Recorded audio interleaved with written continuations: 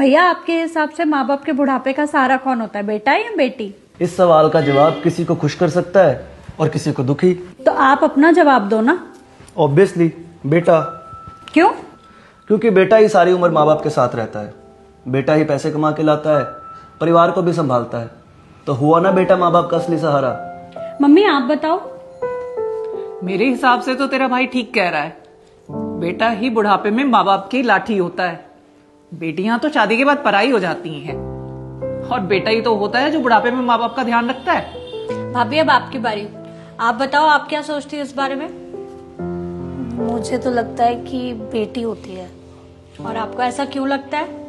क्योंकि बेटियां समझदार होती हैं, माँ और बाप दोनों की फीलिंग समझती है और लाडली होने की वजह से वो माँ बाप का सहारा भी बन जाती है। तो मेरे हिसाब से तो लड़की। सेम पिंच भाभी, मुझे भी ऐसा ही लगता है कि माँ बाप के बुढ़ापे का सहारा बेटियां बनती हैं। पापा अब आपकी बारी। 2 वोट बेटे को है और 2 वोट बेटी को। अब आपका वोट डिसाइड करेगा कि आप किसको जिताते हो।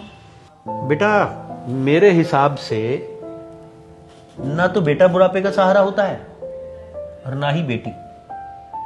बुढ़ापे का असली सहारा होता है बहू।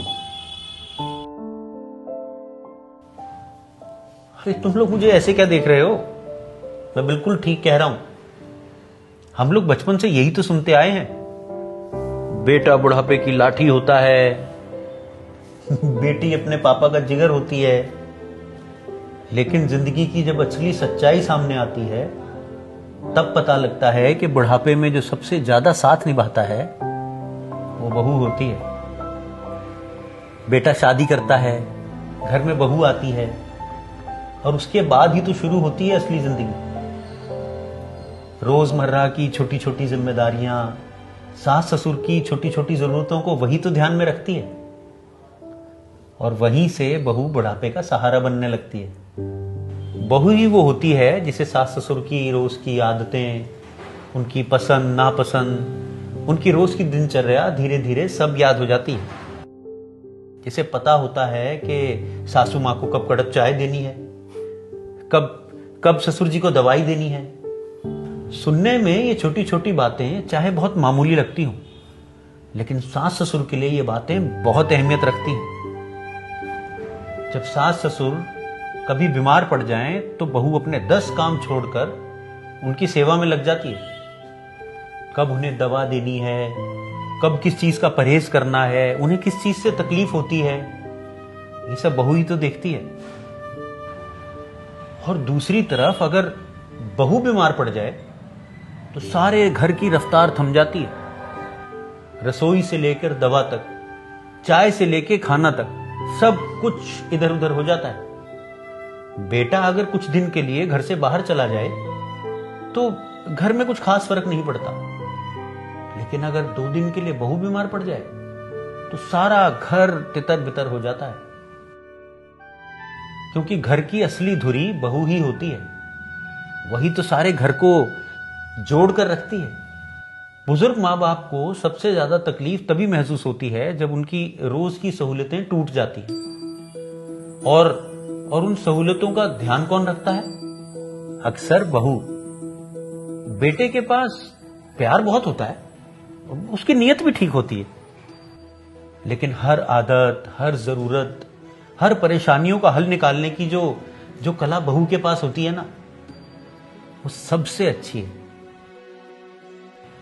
इसलिए कई बार बहू बिना कहे ही उनकी जरूरत समझ लेती है।